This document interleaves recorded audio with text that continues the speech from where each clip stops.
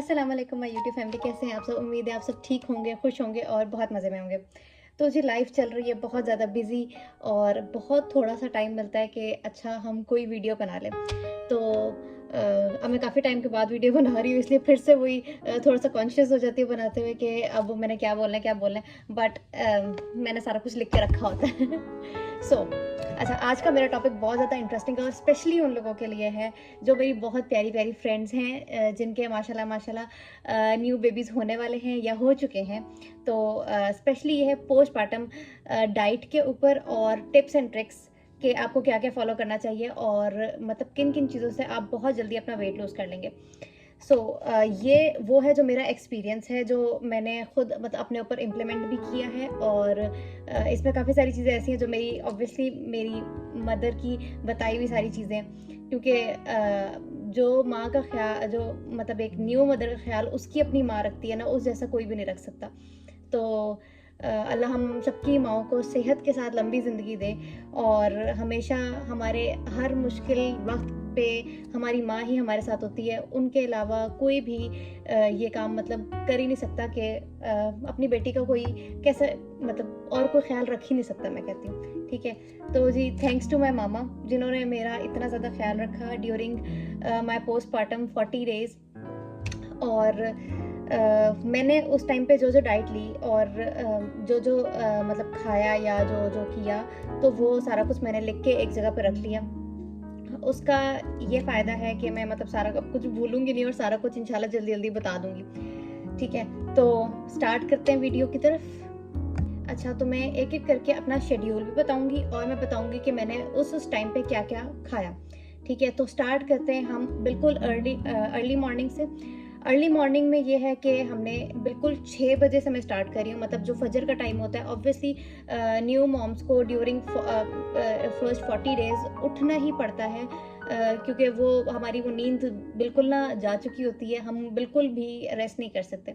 ठीक है, तो ऑब्वियसली मदर को फीड करवाने के लिए भी उठना है और वैसे भी मतलब मदर्स ना 24 आवर्स में कहती हूँ जाग रही होती है, उनका दिमाग चल रहा होता है। ठीक है, तो मेरा दिन स्टार्ट होता था सुबह फजर के टाइम से। ठीक है, तो फजर पे मैं लेती थी 2 एग्स, लेकिन कच्चे। ठीक है, तो अब मैं आपको बताती हूँ कि एग्स आपने कच्चे कैसे लेने हैं, मतलब नॉट रियली कच्चे बट ऑलमोस्ट कच्चे। तो ये ऐसे करते हैं कि पानी लेना है, पानी बॉयल हो रहा हो तो उसके अंदर आपने 2 एग्स डालने और बिल्कुल विद इन अ मिनट, क्योंकि एक एग को बॉयल होने में फुल बॉयल होने में ऑलमोस्ट 12 मिनट्स लगता है आई गेस। तो आपने बिल्कुल with in a minute 60 seconds और विद इन 2 मिनट्स, बस इससे ज़्यादा नहीं, आपने 2 मिनट्स के अंदर अंदर उस एग को निकाल लेना है। एंड मेक श्योर के एग्स जो हैं आपके वो देसी अंडे होने चाहिए, फार्मी एग्स का कोई काम नहीं है यहाँ पर।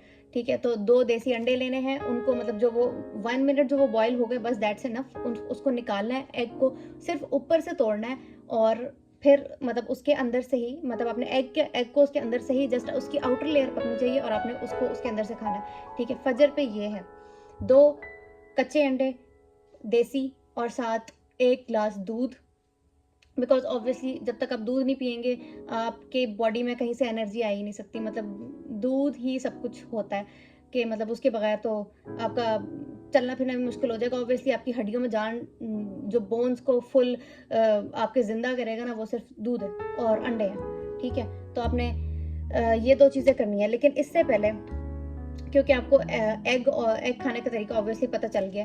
ठीक है, तो इससे पहले आपने लेना है एक अर्क। मैं अर्क यहाँ पर अटैच कर दूंगी, वो है अर्क 10 मोल। आप किसी भी हर्बल मेडिकल स्टोर से वो ले सकते हैं, आई गेस हर जगह अवेलेबल होगा, बट मैं जिस कंपनी का लेती थी मैं उसका अटैच कर दूंगी यहाँ पर। अर्क 10 मोल का ये फ़ायदा है कि मतलब आपके ड्यूरिंग फुल 40 डेज आपका जितना भी वेस्ट होता है बॉडी में, जो जमा हुआ होता है फॉर लाइक ऑलमोस्ट 9 मंथ्स, तो वो आपका इजीली जो है सारा कुछ निकल जाता है। और ये आप मतलब सी सेक्शन वाले भी ले सकते हैं और नॉर्मल डिलीवरी वाले भी ले सकते हैं। ठीक है, ये डाइट दोनों के लिए है, लेकिन ये मैं वो बता रही हूँ जो मैंने खुद फॉलो किया। ठीक है, एंड लिटरली इसका ये फ़ायदा हुआ है कि मैं बिल्कुल लाइक आफ्टर 40 डेज मैं अपने शादी के बाद वाले कपड़े भी मैं फिट आ गई थी। So I was on 52 when I started gaining weight and I ended up at 69। और फिर उसके बाद मतलब मेरा आफ्टर 40 डेज़ के बाद जो वेट था वो अराउंड 60 पे आ चुका था। लाइक 9 केजीज़ मैंने आराम से 40 डेज़ में बेड पे लेटे-लेटे ही कम कर लिए थे, सिर्फ अपनी ये डाइट प्लान फॉलो करके। लिटरली ना मैंने कोई वॉक की, ना कुछ किया। मेरे अंदर तो हिम्मत नहीं होती थी कि मैं उठ के कुछ करूँ भी सही, ठीक है? तो बस मैंने सिर्फ डाइट प्लान फॉलो की है, जस्ट। तो जी, फजर का मैंने आपको बता दिया है, 2 कच्चे अंडे लेने हैं दूध के साथ, और उससे पहले आपने निहार मुँह जो मैंने अर्क बताया, अर्क की पिक्चर मैंने सारी लगा दी है। अभी भी जब तक मैं अर्क का बताती रहूँगी, पिक्चर साथ-साथ आती रहेगी, ठीक है? तो अर्क लेना है 1/4 मग, ठीक है? 1/4 मग आपने अर्क लेना है, और ये अर्क आपने 3 टाइम लेना है, सुबह निहार मुँह और शाम के टाइम, ठीक है? मतलब जो आपका चाय टाइम होता है, चाय के टाइम, और फिर उसके बाद डिनर के बाद, ठीक है? ये अर्क 3 टाइम आपने लेना है, और इस अर्क का फ़ायदा ये होगा कि आपकी बॉडी दोबारा से इन शेप आ जाएगी, आपका टमी बिल्कुल इंशाल्लाह अंदर हो जाएगा। अच्छा, तो ये हो गया सुबह फजर वाला काम। फजर के बाद आपने 11 बजे, मतलब आपको भूख लगे, आप बीच में you can take some biscuits and all. और वैसे तो ऑब्वियसली वो ज़रा सोने-वोने वाला टाइम होता है, क्योंकि कोई भी मदर इतना ज़्यादा नहीं जाग सकती, तो रेस्टिंग वाला टाइम है। तो उसके बाद आपने 11 बजे लेनी है यखनी, और यखनी आपने कौन सी लेनी है? बकरे की गर्दन की यखनी लेनी है। और ये यखनी मैंने मतलब जब ली, मुझे नहीं पता था कि ये यखनी क्यों लेनी चाहिए एंड ऑल, लेकिन मेरी मम्मा ने मुझे बताया कि ये यखनी इसलिए लेते हैं ताकि if you are a feeding mother, तो मतलब आपके बेबी की जो नेक है वो बहुत जल्दी ठहर जाएगी, क्योंकि अमूमन हम खुद ही देखते हैं कि न्यू बॉर्न्स बेबी अपने अपने सर को खुद से नहीं उठा सकते, आपको हमेशा उनके गर्दन के पीछे हाथ रखना पड़ता है। लेकिन when I start taking this बकरे की गर्दन की यखनी, I can't tell you, like माशाल्लाह माशाल्लाह माशाल्लाह, हारून अपनी नेक खुद ही लेटे हुए यूं करके उठाता था। अगर मेरे पास कोई वीडियो है तो मैं साथ अटैच ज़रूर करूँगी, बट अगर नहीं हुई तो वो नहीं करूँगी। बट माशाल्लाह इन दीज 40 डेज हारून ने अपनी गर्दन खुद ही संभालना सीख ली थी। मतलब उसको माशाल्लाह इतनी मतलब एनर्जी बच्चे के अंदर, वो आपकी बकरे की गर्दन की यखनी की जो एनर्जी होती है वो इतनी जल्दी माँ से ट्रांसफ़र होती है बच्चे के अंदर, कि वो खुद ही अपने अंदर, मतलब एक तरह से आप कह लो कि बच्चा खुद ही अपने आप में थोड़ा सा स्टेबल होने लग जाता है इतनी जल्दी। तो इसका ये बहुत बहुत बड़ा फ़ायदा है। यखनी तो हर कोई पीता है, बट इट्स अ स्पेसिफिक कि आपने बकरे की गर्दन की यखनी पीनी है, ठीक है? ये हो गया हमारा 11 AM वाला टाइम, ठीक है? उसके बाद हम जाते हैं लंच पे। लंच में आपने लेना है नमक काली मिर्च वाला कीमा, ठीक है, बकरे का। और या फिर अगर आप बड़ा खा सकते हैं तो आपको जो अच्छा लगे वो, बट बकरे का ज़्यादा मतलब होता है कि प्रेफर होता है। तो आपने नमक काली मिर्च वाला कीमा लेना है, और उसके साथ आपने लेनी है ज़ीरे वाली रोटी, ठीक है? अब इसकी रेसिपी आप यूट्यूब से निकाल लेगा या फिर अगर कभी मैंने बनाई वीडियो तो वो मैं आपको बता दूँगी मामा से पूछ के।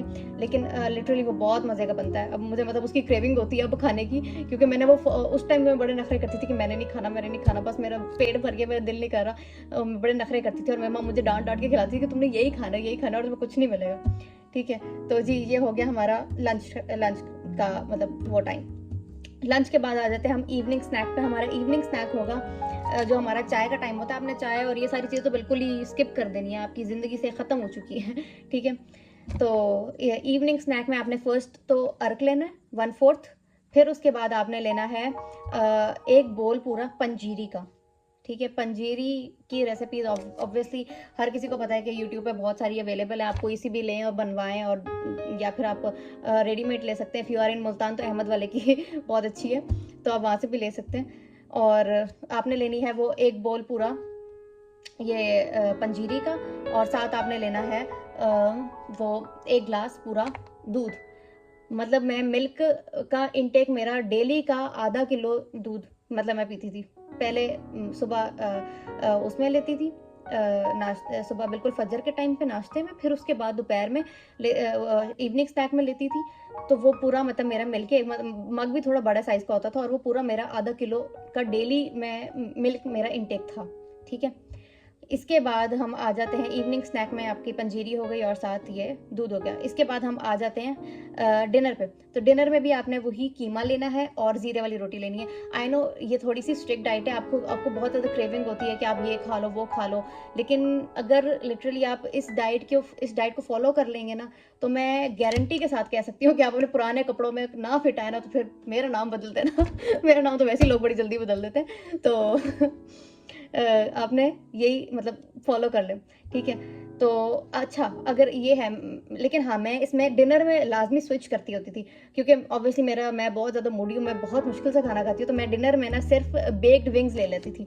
बेक्ड विंग्स आप मतलब आप विंग्स तो ऑब्वियसली आपको कोई भी मिल जाएँगे, ठीक है? तो आप लेकिन आपने उसको फ्राई करने की जगह बेक करना है बस। ज़रा क्रेविंग थोड़ी-सी पूरी हो जाएगी क्योंकि ऑब्वियसली आप हर फुल 40 डेज़ तक एक ही डाइट नहीं ले सकते, तो आप थोड़ा-सा चेंज करने के लिए जो मैं ऐड करती थी अपनी डाइट में वो सिर्फ़ ये था कि मैं बेक्ड विंग्स खाती थी बस। ठीक है? अच्छा, इसके बाद आपने जो है फुल 40 डेज़ ना पानी नहीं पीना। आपको हर डॉक्टर बोलेगा कि वाटर इंटेक ज़्यादा करें, वाटर इंटेक ज़्यादा करें। No, never ever like doctors obviously आपको बोलेंगे कि आपने वाटर इंटेक करना है, लेकिन आपने वाटर इंटेक ऐसे नहीं करना कि आप डायरेक्ट पानी पी लो। आपने नॉर्मल पानी पीना ही नहीं है, उसको मुँह तक नहीं लगाना। लिटरली मुझे अगर नॉर्मल पानी मिलता था ना, तो वो बॉटल के ढक्कन में बस मामा मुझे डाल के दे देती थी, तो बस इतना पानी पीना, नॉर्मल वाला पानी बस। इसके अलावा मुझे जो मिलता था ना, वो सिर्फ़ ज़ीरे और अजवाइन का पानी था। मम्मा डेली वो ज़ीरे और अजवाइन का पानी बना के रखती थी हॉट वाटर बॉटल में, और मुझे वही पीना होता था, चाहे जो मर्ज़ी हो जाए। मतलब मुझे सादे पानी की क्रेविंग होती थी कि मुझे सिर्फ़ पानी पिला दे, लेकिन मामा कहती थी, "नो, तुमने सिर्फ़ ये ज़ीरे और अजवाइन वाला पानी पीना है।" और इसका मुझे इतना फ़ायदा हुआ है कि मैं आपको बता नहीं सकती। इसके मतलब आपकी डाइजेशन ये इम्प्रूव करता है। आपका पूरा स्टमक ये ऐसे सही करेगा ना कि मतलब फ़ौरन आपका पेट ऐसे अंदर जाएगा। वैसे भी ज़ीरा और अजवाइन के पानी को आप एक दफ़ा सर्च करके देखिएगा, आपको इतने इसके फ़ायदे मिलेंगे कि आप सोच नहीं सकते। तो ज़ीरे और अजवाइन का पानी पका के आपने डेली रखना है और आपने डेली वही पीना है, हर हाल में। आपने सिंपल पानी को हाथ तक नहीं लगाना, ठीक है? आपको डॉक्टर्स बोलते रहे कि बेटा पानी पियो। नो, नेवर पानी ना पीना भाई, मैं बता रही हूँ, पेट निकल आएगा बहुत ज़्यादा।